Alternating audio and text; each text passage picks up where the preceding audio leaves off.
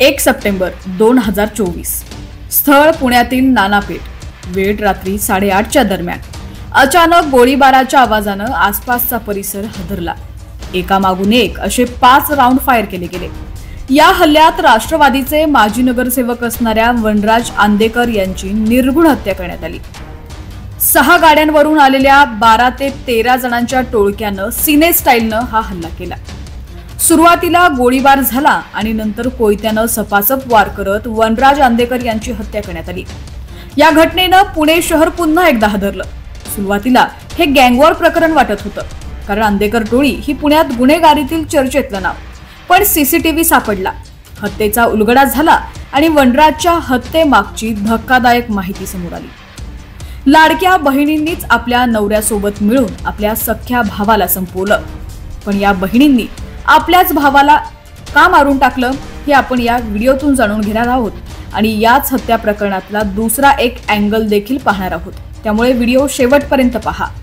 Channel पहिल्यांदाच पाहत असाल आणि अजूनही HPN न्यूज चॅनल सबस्क्राईब केलं नसेल तर नक्की सबस्क्राईब करा, जेणेकरून आमचे अपडेट्स लवकरात लवकर तुमच्यापर्यंत पोहोचतील.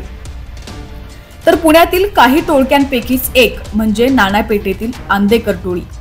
गेल्या 25 वर्षांपासून या टोळीची पुण्यातील मध्यवर्ती भागात दहशत आहे. या टोळीचा म्होरक्या म्हणजे बंडू उर्फ सूर्यकांत आंदेकर. हत्येचा प्रयत्न, खंडणी, अपहरण, शस्त्र बाळगणं अशा प्रकारचे गंभीर स्वरूपाचे गुन्हे सूर्यकांत आंदेकर यांच्या विरुद्ध फारसखाना, खडक व समर्थ या पोलीस स्टेशनमध्ये दाखल आहेत. पुण्यासोबत साताऱ्यातील खंडाळा पोलीस ठाण्यात देखील काही गुन्हे दाखल आहेत. टोळी युद्धातूनच प्रमोद माळवतकर या गुंडाचा आंदेकर टोळीकडून खून करण्यात आला होता. या प्रकरणात सूर्यकांत आंदेकरला कोर्टानं जन्मठेपेची शिक्षा सुनावली होती. यानंतर आंदेकर टोळीकडून अलीकडेच अतुल कुडले याच्या खुनाचाही प्रयत्न झाला होता. आंदेकर टोळीच्या याच गुन्हेगारी कारनाम्यांमुळे पुणे पोलिसांनी बंडू आंदेकर याच्यासह अन्य 6 जणांवर मोक्का कारवाई केली होती. मात्र या प्रकरणात त्याला 5 जानेवारी 2024 रोजी जामीन मिळाला होता. याच बंडू उर्फ सूर्यकांत आंदेकरचा मुलगा म्हणजे हत्या झालेले वनराज आंदेकर. बाप टोळीचा म्होरक्या, पण वनराज नाव अजूनही तरी कोणत्या मोठ्या गुन्ह्यात समोर आलं नव्हतं. वनराज आंदेकर 2017 मध्ये पुणे महानगरपालिकेच्या निवडणुकीत राष्ट्रवादी काँग्रेस पार्टीकडून नगरसेवक म्हणून निवडून आले होते. त्यांच्या आधी त्यांच्या आई राजश्री आंदेकर आणि चुलत भाऊ उदयकांत आंदेकर देखील नगरसेवक होते. 2007 आणि 2012 मध्ये राजश्री आंदेकर नगरसेवक म्हणून 2 वेळा निवडून आल्या होत्या. वनराज यांच्या कुटुंबातीलच वत्सला आंदेकर यांनी 1998 आणि 99 मध्ये पुण्याच्या महापौर म्हणून काम पाहिलंय. याच वनराजला 2 बहिणी, संजीवनी जयंत कोमकर आणि कल्याणी गणेश कोमकर. पण संपत्तीच्या वादातून या दोघी बहिणी आणि वनराजमध्ये वाद सुरू होते. गणेश कोमकर हा आंदेकर यांचा जावई. आंदेकर कुटुंबाच्या आशीर्वादानेच गणेश कोमकर हा गुंडगिरी करत होता. त्यानं स्वतःची देखील गँग तयार केली होती. दरम्यान गणेश कोमकरला नानापेठेतील एक दुकान दिलं होतं. महापालिकेनं अतिक्रमण कारवाईमध्ये हे दुकान पाडलं. इथून बहीण भावातील भांडणं विकोपाला गेली. त्यात आंदेकरच्या कुटुंबातील एका व्यक्तीसोबत गणेश कोमकरचा वाद झाला. त्यात गणेशला मारहाण झाली. त्यामुळे ही झालेली मारहाण आणि दुकानाचं अतिक्रमण पाडायला लावलं. या रागातून बहिणीनं वनराजला जीवे मारण्याची धमकी सुद्धा दिली होती. यातच काहीच दिवसांपूर्वी आंदेकर कुटुंबियांकडून आमच्या जीवाला धोका आहे असा अर्ज कोमकर कुटुंबानं समर्थ पोलीस ठाण्यात दिला होता. दोन्हीही कुटुंबातील वाद इतके विकोपाला गेले होते की यातच ही हत्या घडवून आणल्याचं बोललं गेलं. गणेश कोमकरनं याआधी शिवसेना शहर प्रमुख रामभाऊ पोरक यांच्यावर ऍसिड हल्ला केला होता. त्यामुळे वनराजला सुद्धा आपल्यावर देखील हल्ला होईल याची भीती होती.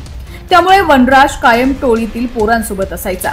पण त्या दिवशी घरातील कार्यक्रम होता, त्यामुळे वनराज सोबत मुलं नव्हती. घरातील कार्यक्रम संपल्यानंतर तो रात्री 8:30 वाजण्याच्या सुमारास डोके तालीम जवळील अशोक चौकातील कार्यालयाजवळ येऊन थांबला.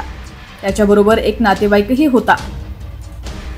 वनराज सोबत पोरं नाहीत याचाच फायदा हल्लेखोरांनी घेतला आणि 5 ते 6 जण दुचाकीवरून येत एका पाठोपाठ एक 5 गोळ्या झाडल्या. त्यानंतर काही जणांनी कोयत्यानं सपासप वार केले. त्यात आंदेकर जागेवरच कोसळला. एका मिनिटात झालेल्या या घटनेनंतर दुचाकीवरून आलेले सर्व हल्लेखोर पळून गेले। हल्ल्यात जखमी झालेल्या वनराज आंदेकर याला KEM रुग्णालयात नेण्यात आलं, मात्र त्याआधीच त्याचा मृत्यू झाल्याचं डॉक्टरांनी जाहीर केलं। ही हत्या कौटुंबिक वादातून झाल्याचं बोललं जात आहे, पण यातच एक दुसरा अँगल देखील आहे, तो म्हणजे आंदेकर टोळीचा म्होरक्या बंडू आंदेकर गेल्या काही दिवसांपासून आजारी आहेत आणि वनराज गुन्हेगारीपासून तसा लांबच होता। त्याला गुन्हेगारी संपवायची होती, पण टोळीतलाच एक सोमनाथ गायकवाड, ज्याला ही टोळी संपू द्यायची नव्हती, त्यामुळे तो टोळीतल्या काही पोरांना आपल्या बाजूने करण्याचा प्रयत्न करत होता। यातच काही गुन्ह्यांमुळे त्याला तडीपार व्हावं लागलं। सोमनाथ गायकवाडला आपल्या मागील या कारवाई मागे वनराज असल्याचा संशय होता आणि वनराजचा कौटुंबिक वाद हा चांगलाच माहिती होता। याचाच फायदा घेत सोमनाथ गायकवाड हा वनराजची बहीण आणि दाजींना जाऊन मिळाला आणि वनराजचा काटा काढला। सख्या बहिणी आणि दाजींनी वनराजचा जीव घेतला। असं म्हटलं जातंय की आरोपी हल्ला करत असताना या दोघी बहिणी गॅलरीत उभं राहून मारा मारा अशी चितावणी देत होत्या। ही सगळी फिर्याद वनराजचे वडील बंडू आंदेकर यांनी दिली। यानंतर संजीवनी आणि कल्याणी दोन्ही बहिणी जयंत कोमकर आणि गणेश कोमकर यांच्यासह 10 आरोपींना पोलिसांनी ताब्यात घेतलंय।